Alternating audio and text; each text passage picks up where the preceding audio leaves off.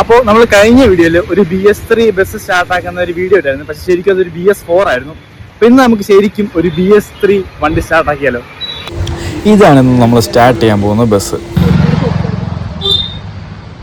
2013 Leyland BS3 ഒരു starting എന്ന് വെച്ചാൽ BS4 പോലെ BP സൗണ്ടും കാര്യങ്ങളൊന്നും ഉണ്ടാവില്ല. ഇതിൽ പിന്നെ മീറ്റർ ഒന്നും കാണിക്കില്ല. ന്യൂട്രാക്കുക, വണ്ടി ക്ലച്ച് ഒന്നും ചവിട്ടണ്ട, വണ്ടി ഓട്ടോമാറ്റിക് സ്റ്റാർട്ട് ചെയ്യും. മോഡൽ പൊട്ടിച്ച് സെറ്റപ്പ് ചെയ്തേക്കണം.